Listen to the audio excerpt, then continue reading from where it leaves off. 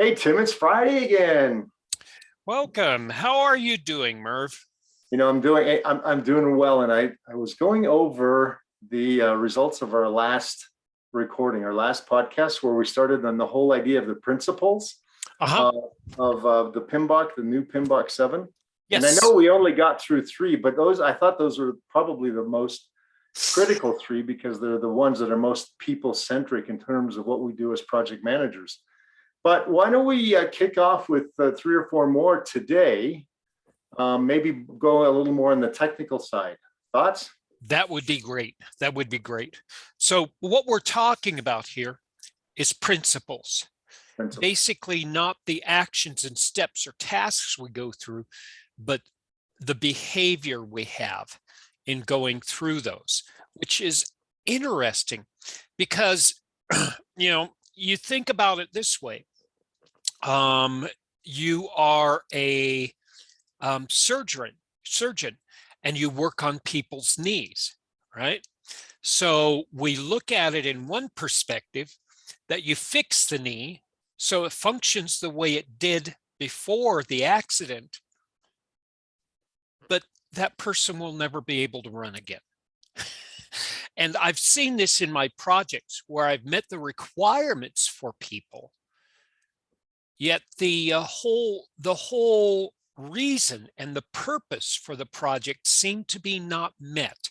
And I had a hard time understanding this until, I took the time to understand this whole concept of it's not the work all the time. It's the reason for the work, its purpose, and it's the attitude of how we reach the work as well. So I don't know why you had to pick on that particular example, given the fact that my knee, I blew it out in hockey and playing hockey, and then I did get repaired. I can skate, but I've lost my ability to snow ski and I've lost my ability to run. So I feel a little hampered right now. But Well, anyway, and again, the acceptance criteria were met, but the definition of done, where it fulfills its purpose, is not met, which is interesting. yeah. We're right at the crossroads of predictive projects and agile projects here. We are. And maybe before we get into this, maybe we should just recap of the whole idea of principles from PMI's definition. I mean, we went from PMBOK 6, which was kind of the whole idea of process areas and knowledge areas and process groups. But now we're into principles and domains. So from a principles perspective, as I understand PMI, it's not a set of rules like, say, an accountant would under the GAAP process, generally accepted accounting principles being a set of rules, but it's more a set of guidelines to help us as project managers to really develop our approach to every single project so that every single project is not cookie cutter, but every single project is dealt with in terms of its context of customer, team, culture, needs, all of that sort of thing. Does that kind of sum it up in terms of principles? Yes, yes, yes, yes, yes. In fact, we can think of a process as an action step. It's a single point estimate. We got this done. Bingo. But a principle may have a range. It may have a broad application of acceptable behavior or tolerance. Right. So let me do this. So last week we talked about, actually there was probably more, closer to four. We talked about stewardship, we talked about team, we talked about stakeholder, and kind of talking about those three, we ended up really touching on a fourth one, and that was on leadership. Right. So we got our four done. I was thinking, and you and I were batting this around, but let's stick with four this week, and then we can complete next week. Sounds good. So this week, I think, when you and I were talking earlier, we talked about focus. We talked about what do they call it? PMBOK describes it as recognizing, evaluating, and responding to system interactions. I think you coined the term systems thinking or holistic thinking. Mm-hmm. And then, so that's two. And then the third one would be Tailoring. Tailoring is that's my bailiwick. That's where I live. And then the fourth one would be adaptability and resiliency, right? So should we Yeah. cover those four? Let's do that and see where we Okay, get. great. Why don't you start off with value? Oh, one of my favorites. So That let's review let's review the definition. okay. And then, And again, I have my own philosophical definition. How the PMBOK 7th edition looks at it is the ultimate indicator of project success. I did not find a specific definition of value itself. So how do you think if we go with something I hold in high esteem, something I hold higher than other similar things in my life? yeah, I like that because it's more than just project specific. Although I do like the PMBOK definition. It is an ultimate acknowledgement of the fact that we've succeeded. Yeah, and again, it's something I'm willing to sacrifice for. It includes opportunity cost, right? I'm willing to forego one scenario to receive another scenario. So it both of those definitions seem to work well. Now, ultimate indicator of project success doesn't really define the term value, but it describes how value is represented in a project. And that's, I think, is what both you and I resonate with. Correct. Yeah. And it can be both quantitative and qualitative, I think. Oh, yeah. Oh, yeah. For instance, we're building a public park, right? We value community goodwill. We like it when families in the surrounding neighborhood are able to get together and have picnics. That's generally qualitative, but it is a value, and it can be something that we use as an indicator of project success, but we're going to have to turn it into some quantifiable metric if we're going to use it as such. Well, in your example, if I were a homeowner in that area, my personal property value just went up. So it's Right. quantitative to me as a homeowner. Well, and think about city developers. Let's walk down this path, and I've done a lot of work in community development. So if you build a public park, the people in the surrounding neighborhoods tend to be more families than single individuals, right? So they tend to stay longer in a certain place. And that means you don't have as much turnover. And that means your neighborhoods grow. And if your neighborhoods grow, your businesses grow. And if your businesses grow, your tax base grows.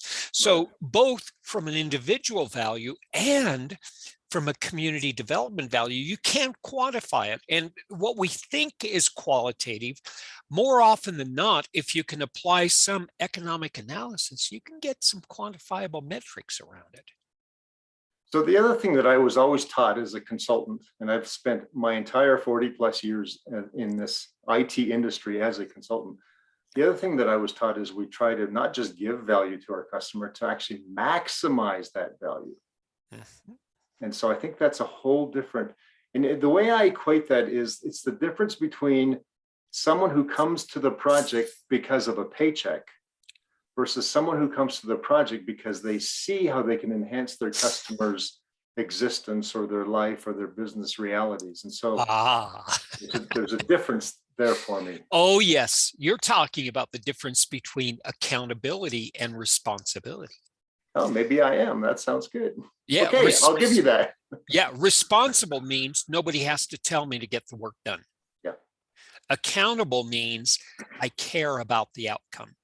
There's some personal reason I'm associated with that outcome. If the outcome's better, I'm better. And so this is accountability means not just responsible, but it like in your description, we get something of higher value. Now, another topic that we do need to talk about in the future is Agile, because Agile talks about value almost more so than function and then requirements.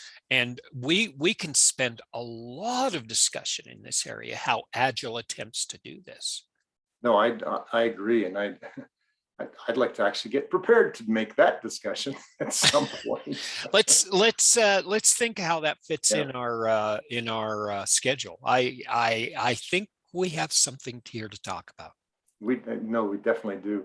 I also in the consulting realm, and I don't know if this is fair to my customers, but I was always taught by my superiors that in order to maximize value, one of the ways to do that is to under promise, but then over deliver. And so, in some ways, yeah, it makes sense, because even in my under promising, I often found that my customers were delighted with my under promise. So the under promise was because I could actually give more, but I didn't. And yet it was good enough or better than expected for my customers.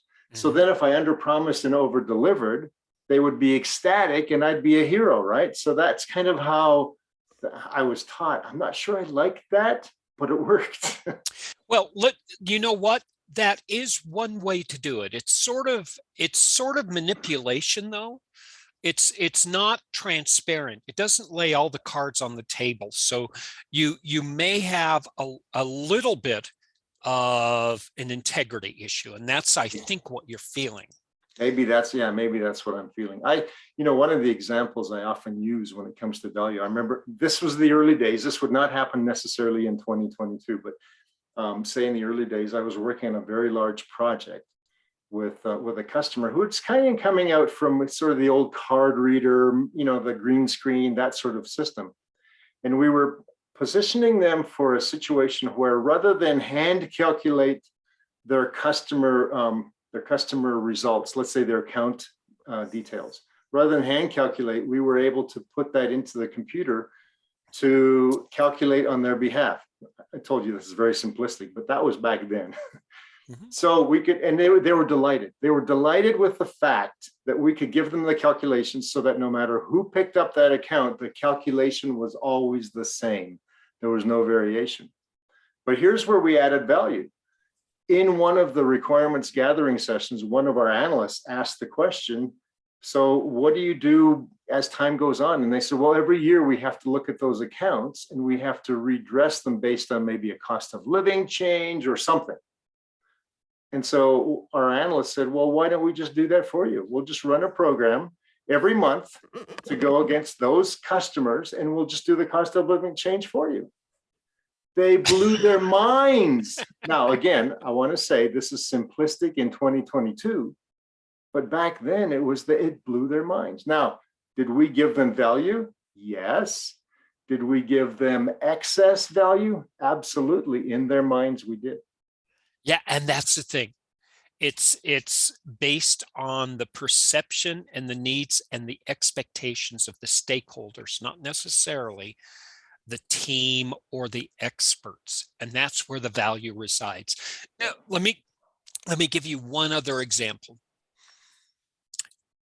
If you really want ice cream right now,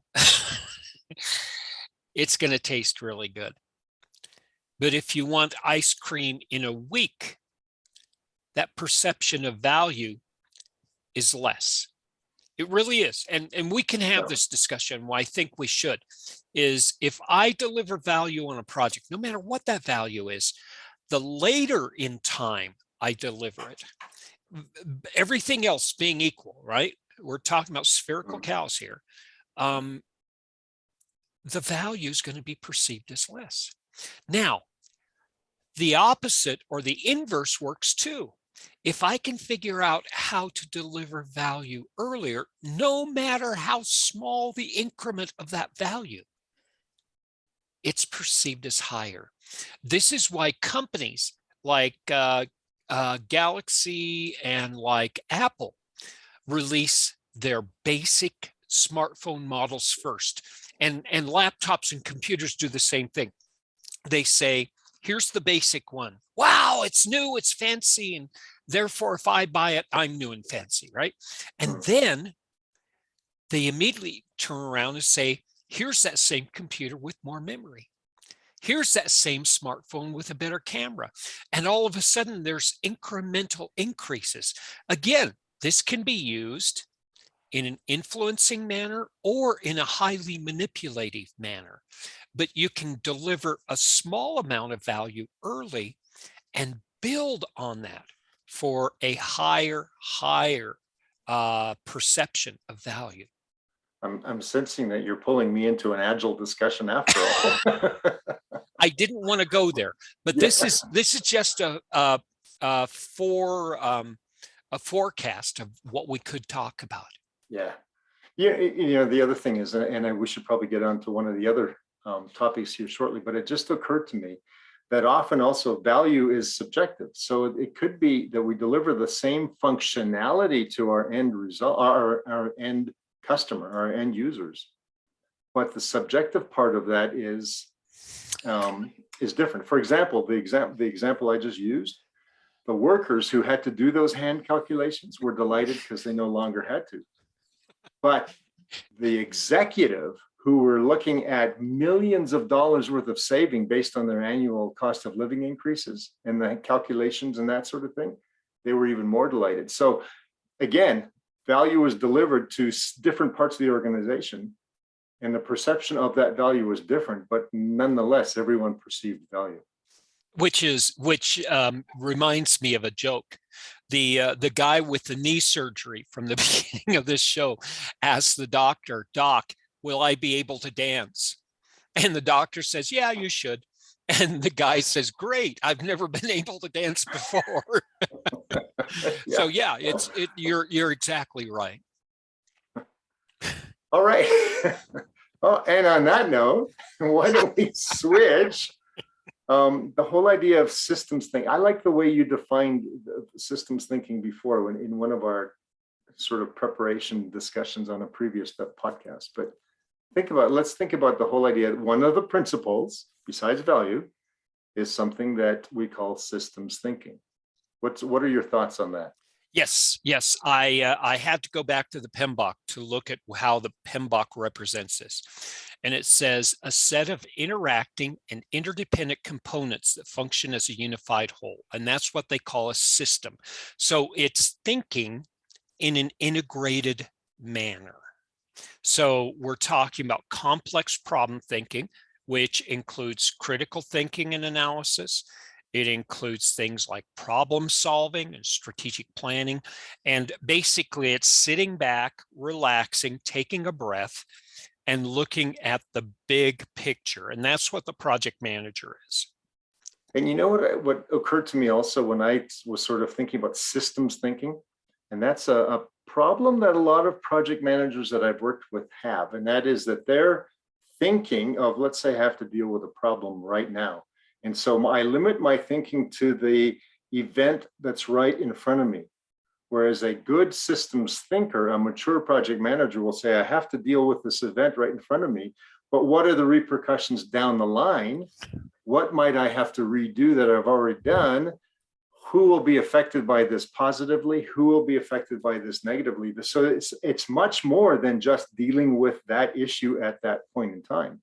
And so many project managers, hear me, project managers who are listening, so many people just solve the problem at the point and don't think globally as to how the effects of that particular situation can carry out.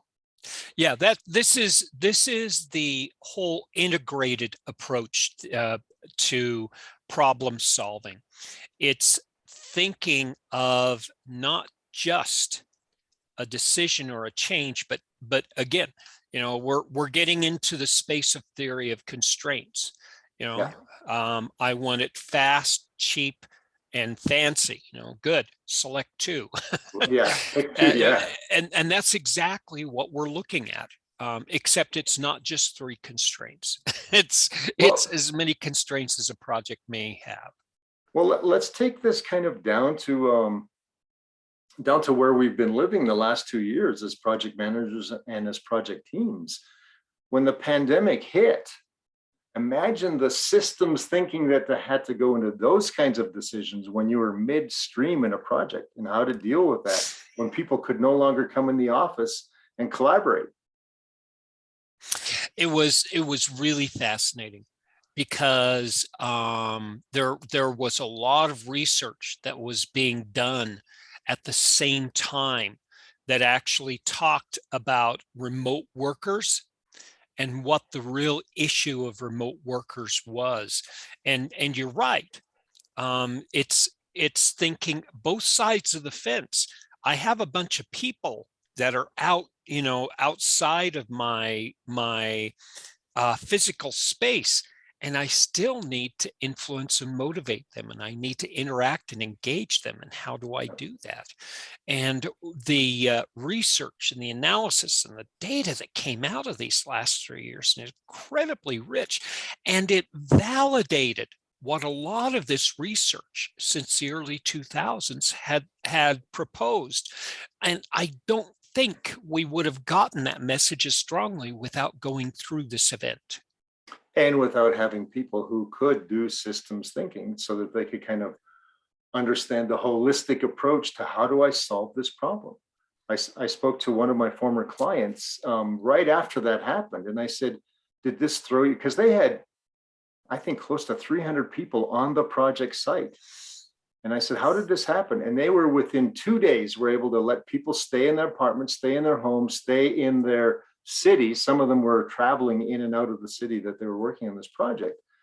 And they were up and running in 2 days because they were able to immediately connect with their, back then it was, I think their topic, their use was WebEx or Skype.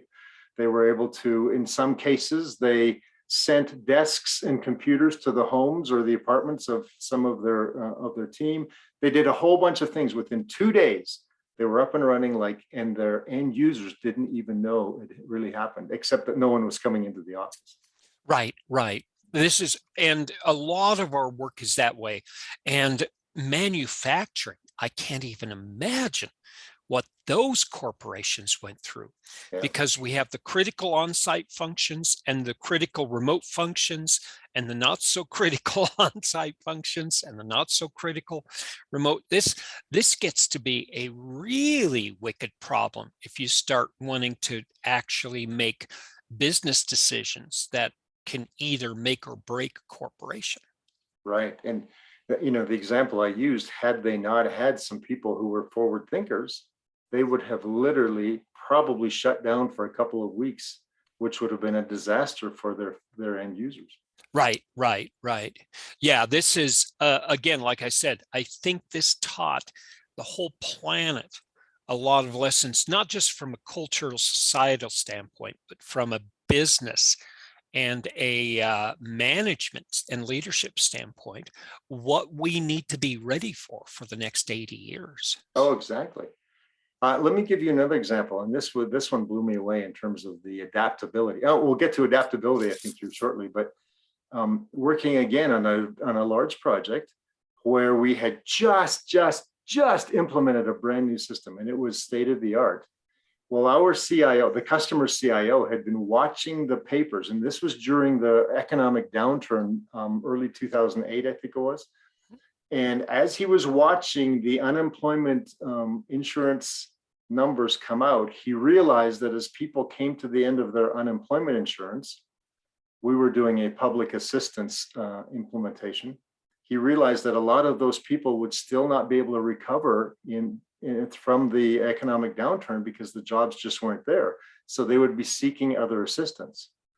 And 6 months ahead of that, this came true, but 6 months ahead of that, he had us pull together and develop an entire new self-service portal into the new system, so that when those people came off of unemployment insurance, they were immediately able to get onto public assistance and thereby not hurt their families because of lack of funds.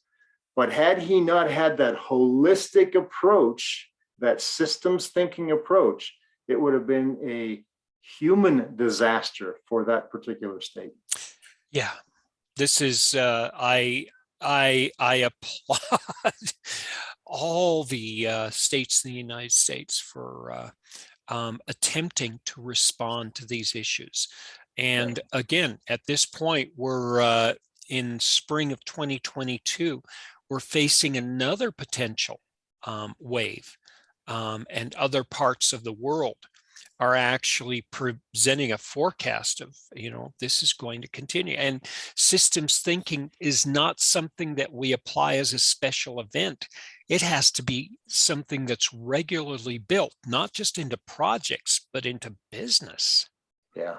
Well, part of I was thinking also, a lot of what we do is, as good project managers, is we do risk management, right? In many ways, risk management is part of systems thinking, because as you're monitoring, you're always watching for what could happen so that you can recover from that quickly. Yeah, it's the forecast that systems thinking helps you with. It's the what if scenarios and the it might happen scenarios. But yeah, it happens with things are on my plate today as issues and risks tomorrow, and we're looking at that as a regular. Yeah. Let's move on to tailoring. How's that? That'll be good. That'll be good. We talked a little bit about tailoring when we talked about domains, because the idea of tailoring is there.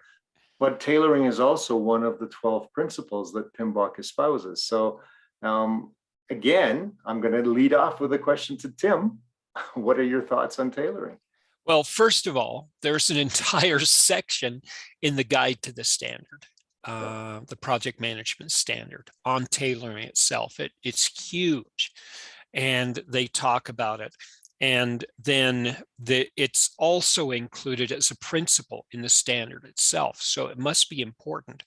And I remember seeing the word tailoring on page 2 of the 6th edition of PMBOK when I first saw it published. And it said, and I was thinking, I guess this is important. We modify the approach based on appropriate needs and expectations. And so I was looking at that, and I was thinking about that as I was looking at tailoring as a principle. It's modification from good practice, and why and when would I tailor? And like I said, that's a topic that's way beyond 15 or 20 minutes. Oh, it is. And I think part of what got me really interested in this years ago, before PMI even put it into as a documented principle into their guidelines. But as I matured as a project manager, it occurred to me, I don't know why it occurred to me so late, but it occurred to me that every project is different. Every team I ever managed or worked with was different. Every customer I ever had was different. Every problem we were trying to solve was different. And so when you look at all of those differences, you cannot come in with a cookie cutter saying, I'll always manage my projects this way. Yeah, I'll always do these things. And you think about this, and then you think on top of that, that's the internal differentials. Think about the externals. You have business requirements like coming from finance and from legal and from purchasing. They tell you you have to do it this way. And then you have organizational preference, where organizations have been doing it this way for years. And if you do it differently, you're going to have to build an entire infrastructure and be able to defend the reason why you have this. And so when we come to tailoring, it really actually helps us. Well, it does. And I remember, I mentioned the public assistance systems that I worked on. I worked on public assistance systems, that's hard to say, in several states. But it's interesting. The rules may have been very similar or almost the same. And the ones that were federally mandated were the same. But every single project was different, and every single state had to have it tailored their way, which was, think about it, that's just natural. Right? That's just culturally, business-wise, that's just natural. Yes, yes. Now, one final thing I'd like to bring up here. When you go to business school and you look at estimation and forecasting, you can learn to do a pretty accurate single point estimate. But good practice in business management says you don't want that. If you want to be real accurate, you determine a range and a probability, because that actually says there's some stuff going on here I don't know, and I haven't captured it yet, but I'm using good practice to capture that I don't know to the best of my ability. So just from adopting, away from a single point estimate to a range and probabilistic result, all of a sudden we may not be as precise, but will be incredibly more accurate. And so tailoring is not just, making it fit the project or making it fit the way the organization does things, but it's the way we approach our problem solving and analysis as well. Well, and I look at it as a deliberate approach. So it's not an afterthought. It's a deliberate approach to always looking at your governance, always looking at your process. It's continuous through the whole project. You never stop tailoring. Right. It's like a captain on a ship. You never stop looking at the wind and the clouds and the stars and the sun and the ocean waves, and you're continually doing that so you can course correct as you go. Well, we just talked systems thinking just a few minutes ago. And if you really, systems thinking in my mind is that holistic approach. Tailoring takes that always into account, right? You're always looking at this holistic approach. So you're always tailoring based on what you're learning from all of the events and circumstances around you. Yeah. Tailoring is the actionable expression of the systems thinking that you're going through. Exactly. And if it's done right, you're adding value. See how they're all connected? They're all connected. Let's move on to adaptability and resiliency. How do you understand these, and how can we actually use them? Well, I think of adaptability as kind of the ability to respond to those situations. So maybe you're adaptable, but then you tailor. So you have to be able to take in the circumstances and then tailor an approach to that. For example, I was in the middle of a project, and they changed horses in midstream. Horses meaning they changed CEOs midstream. And one CEO's philosophy was in direct opposition of the previous CEO. Now, we still had a contract and we still had requirements, but do you think there was just a little change to some of the philosophy and how we handled those? How long does it take to make that type of a strategic change in one of your projects? That one, because it was a humongous project, so that one took a couple of months, because first of all, we had to understand that this new CEO came in with a different philosophy. And so we had to get to know that person. And in meeting with him, and it was a him in this case, in meeting with him in steering committees, in one-on-ones, in water coolers around the coffee cup, we had to kind of understand who he is, and then extracted from him exactly what he was thinking so that we could go back to our teams. Now, we were able to, in many cases, not have to even do change requests, because we were at that place in the project where we could pivot and keep going. But there was a couple areas where his philosophy changed substantially. So we came back with a change request. And guess what? Suddenly his philosophy in that area wasn't quite as important. So, what I guess what I'm saying is we never give up on process. We always have process in our back pockets, but we need to be adaptable. Mm-hmm. How about resiliency? How's that different from adaptability? Well, resiliency in my mind is you have to be able to absorb those impacts. Yeah. So a less resilient person than my team would have probably, when he came in with his new philosophy, would probably have just said, I quit. I'm going somewhere else. And that's, that because he was a difficult person to work with. Not that that's, here nor there, because we have all kinds of personalities we work with. But yeah, the resiliency required that we had to kind of step up and meet his demands and meet them in a way that still met his expectation. And guess what? Provided value. Yeah, I think of adaptability as, things are changing, and resiliency is like you have something that's broken all of a sudden, and you have to figure out how to get back to a stable state, like a truck driving into a data center. And how can we recover that data center? Yeah. Do you remember, yeah, as you were saying that, do you remember I float like a butterfly, sting like a bee? Mhm. He was very adaptable, but at the same time, he was resilient because he could take a punch. Yep. So, I mean, yeah. Exactly. And I see adaptability as sitting down in planning and strategy and continuing those activities through a project, where resiliency is the ability to fly out somewhere in Texas on a Friday afternoon and help them recover one of their data centers. Yeah. Oh, absolutely. There's so much to all of this that that we as good project managers. And here's what's beautiful about this, Tim, is that you and I are old enough now and have matured enough in our project management skills that a lot of what's been written in PMBOK 7 is something that we learned along the way because we had to. Isn't that interesting?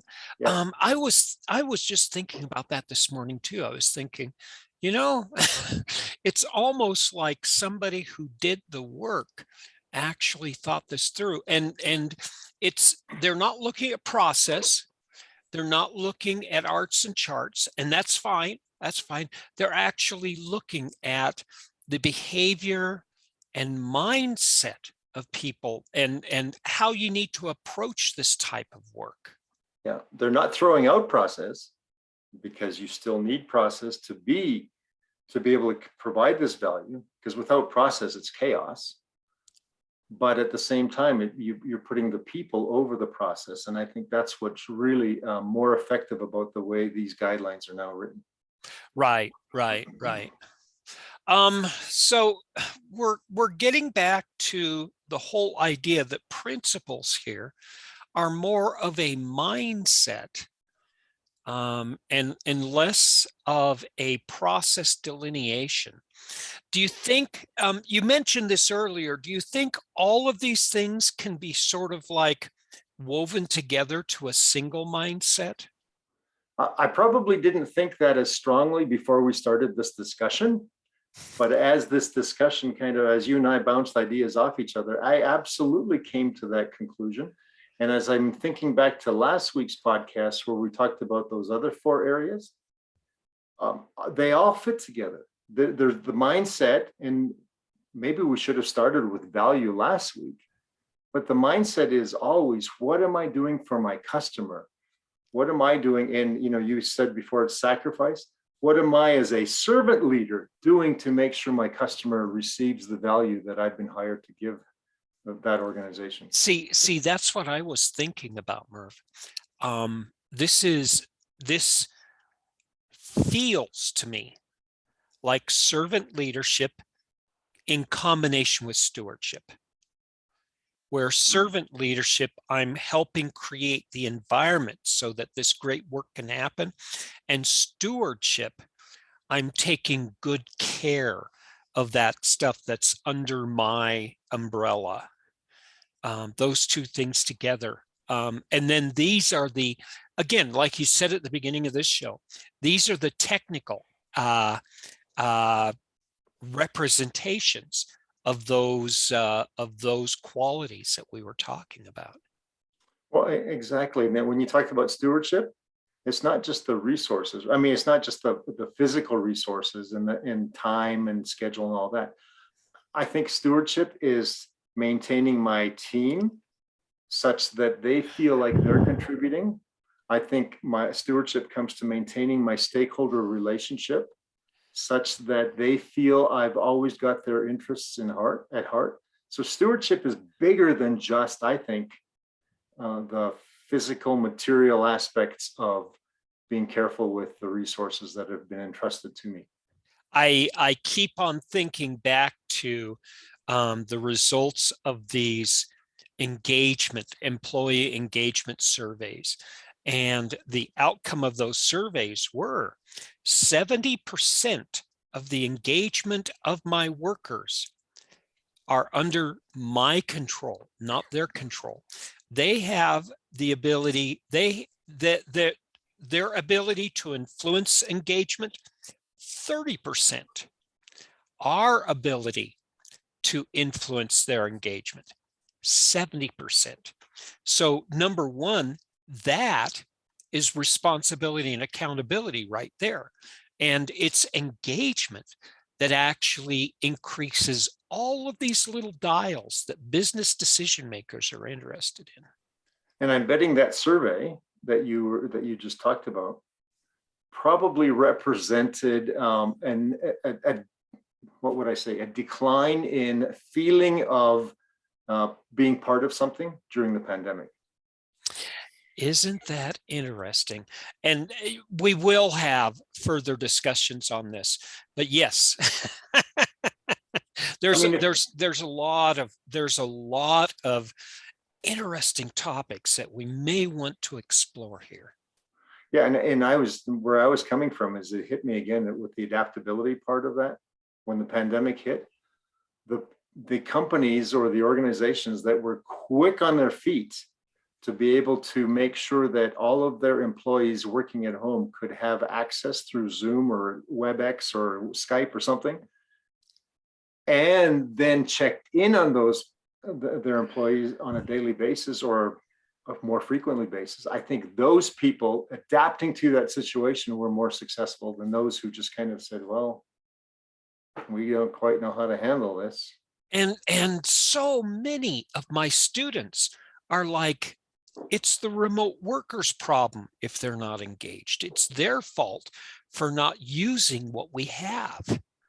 And I use this as a huge wake-up call in my classes and say, look, if you want this output from your work, you have to do more than they do in supporting their engagement. Well, and if you truly are, as a manager or as a leader, on top of the team that you're expected to lead, I will know my high performers that perhaps just out of shyness won't be the ones who reach out first. I will know the ones who are bold enough, and I'm going to probably try to figure out how to block them because they're going to be on my Zoom call every 15 minutes. But that was just being facetious at the end there. But we have to also understand who our team is and how it is that they work individually as part of that collective. Yep, exactly. So we talked about this emerging, common mindset.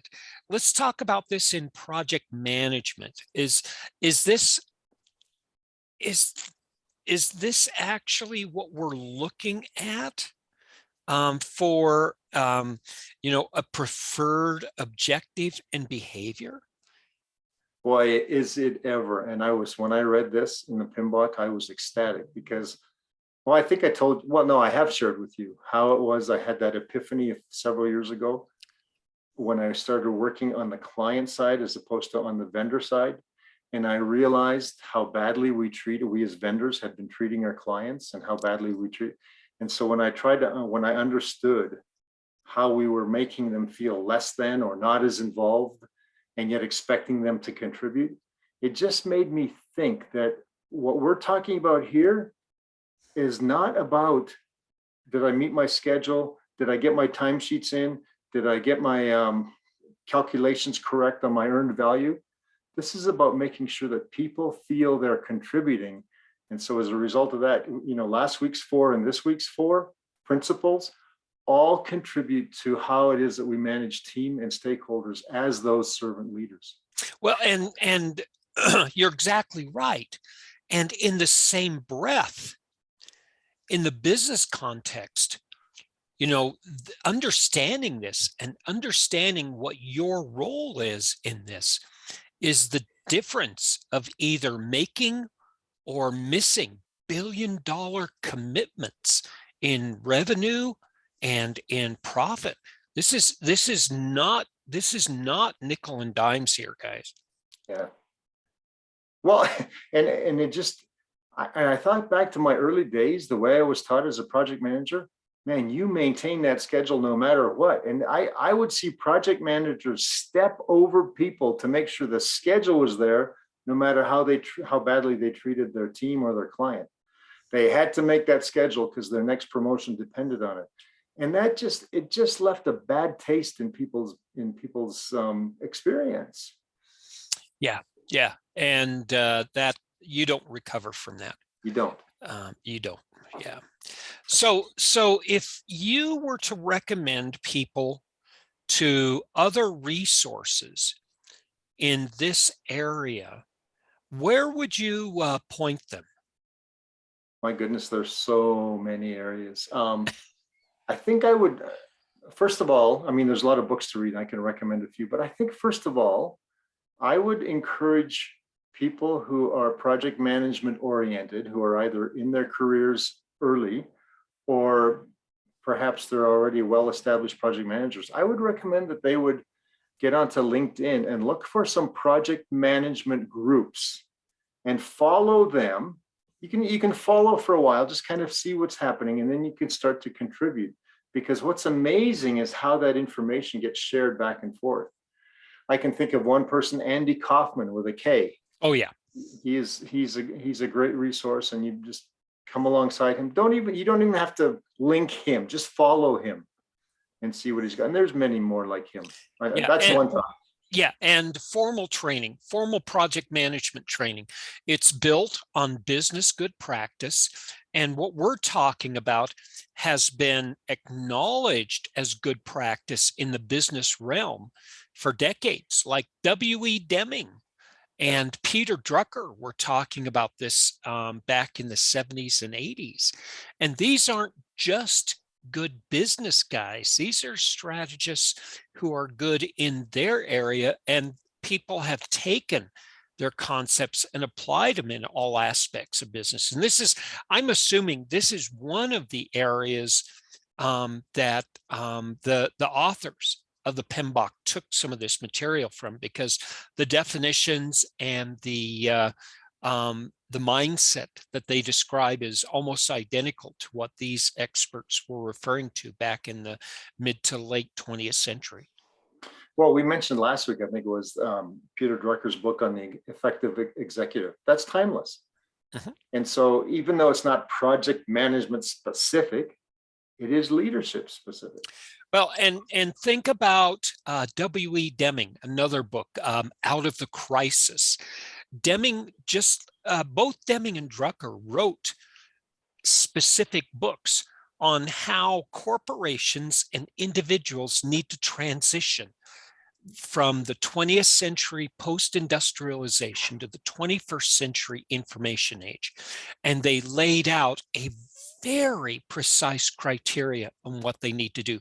And that exactly was Deming's 14 points. It wasn't just a quality checklist.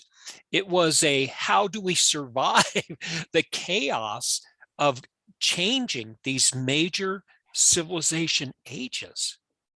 And who is more at the forefront of changes than we as project managers delivering IT services, right? Yeah, and we can actually benefit from a lot of this. So like I said, formal training, finding communities of practice on LinkedIn, yes. Looking for project management influencers, whether it's YouTube or whether it's that. And again, this is a form of mentorship, right? These guys are just as much mentors as people that we sit down and have a cup of coffee with.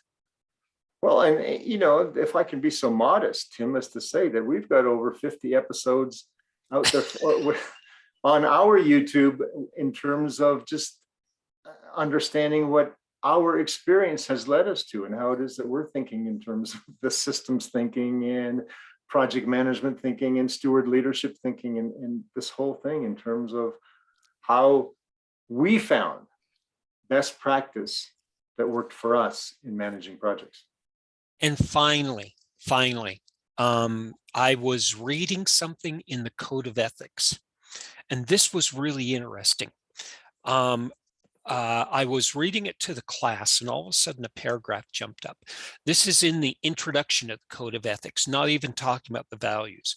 And PMI wrote in it, "It is our hope that people research this, analyze this, talk about this, debate about this in order to improve it." So we who are aspiring experts in project management and going on to be credentialed and publicly recognized as experts are tasked with growing this and actually building on this foundation that others have laid in front of us. Oh, exactly. And there's other resources we've talked in the past, the whole idea of us as project managers having a good dose of emotional intelligence. Well, probably the best book on that is a book called Working with Emotional Intelligence by Goleman.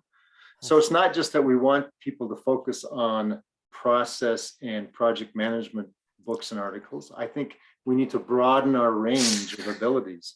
And as you mentioned, that Code of Ethics says that as we learn, we put it back into the process, back into the industry. Yeah. We are the experts. Yeah. We are, yeah. We've certainly lived enough of these projects to be experts or dead, one or the other. Yes, indeed. So I think we've covered these 4 values enough for today. We have. And it still leaves us 4 more to talk about next week. So let's go ahead and wrap this up, and let's see what else we can talk about. Next week, yeah, there's 4 more principles that of the 12 that have been written, and I look forward to those as well, because they kind of, we call them technical, we call them people oriented. The fact is they're all project management oriented. So and they're all interwoven. Yeah, indeed. So where can we find you, Merv? Well, my LinkedIn profile is out there. In fact, I was just on before this podcast. I was out searching some fun sites on LinkedIn to see where else I might be able to contribute. So LinkedIn, definitely under my name or under my company name called People First Project Management. And myself as well. I'm currently checking in twice a week to say hi to people, to accept new requests to connect, and to generally, like you said, look around, see what's interesting, see what people are talking about. Absolutely. Well, I've enjoyed this discussion. I will enjoy next week's, I'm sure, and I can't wait to see what I'm going to say next week. That sounds great. I can't wait to hear what you're going to say next week either. So. Thanks again. Yeah, thanks. And everybody who's recording or listening to this recording, thank you for continuing to check in on us. And if you have any ideas that you'd like to share or any questions you have us to research, just ask. We're more than happy to chime in. Absolutely. All right. Until next time. Thanks again, Merv.